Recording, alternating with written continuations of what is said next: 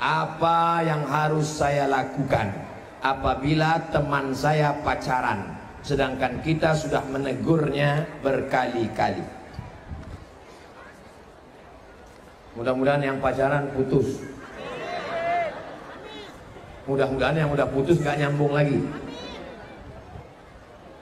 Hai yang pacaran, yang pacaran. Yang pacaran itu yang rugi perempuan. Bonceng sana, bonceng sini, bonceng sana, bonceng sini, masuk angin gembung. Yang muntah-muntah laki-laki apa perempuan? Perempuan. Yang hamil, yang malu laki-laki apa perempuan? Perempuan. Yang melahirkan anak meregang nyawa laki-laki apa perempuan? Perempuan.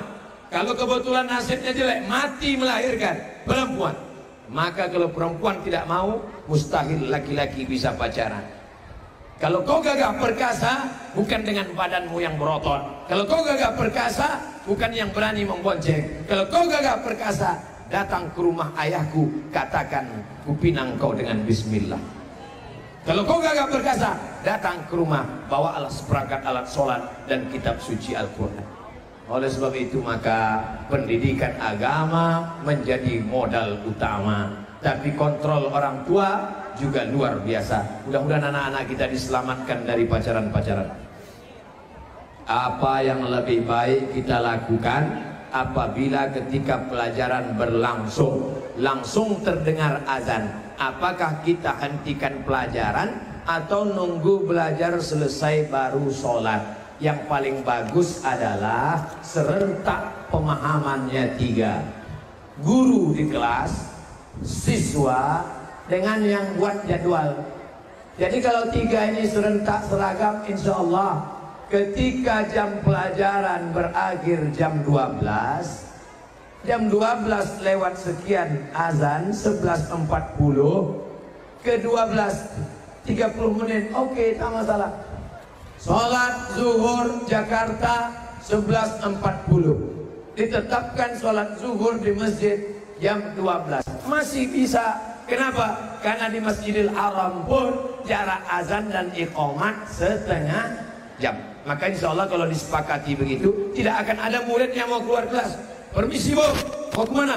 Mau sholat. Tenang, nanti jam 12 kita akan serentak sholat zuhur. Yang buat jadwal ngerti, gurunya ngerti, muridnya ngerti. Sholat jam 12. Adapun 20 menit menanti itu memang biasa dilakukan, bukan termasuk orang yang fawailul lil musallin.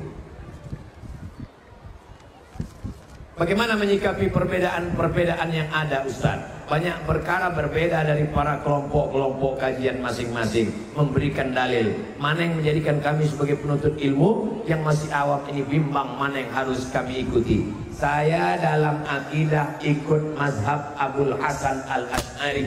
Dalam bidang fikih mengikut mazhab Muhammad bin Idris Syafi'i. Dalam bidang tasawuf mengikut Imam Abu Hamid Al-Ghazali.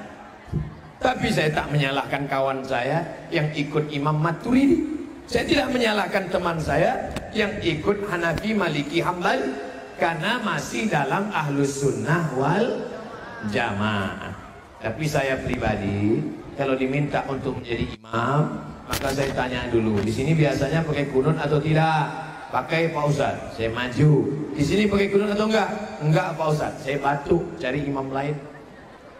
Karena saya kalau subuh pakai kunut. Dulu yang orang kelahi, ini pertanyaan zaman dulu. Yang kelahi antara kunut gak kunut itu dulu. Sekarang orang udah gak kelahi lagi masalah kunut gak kunut, karena sama-sama gak sholat subuh. Ya asyiqal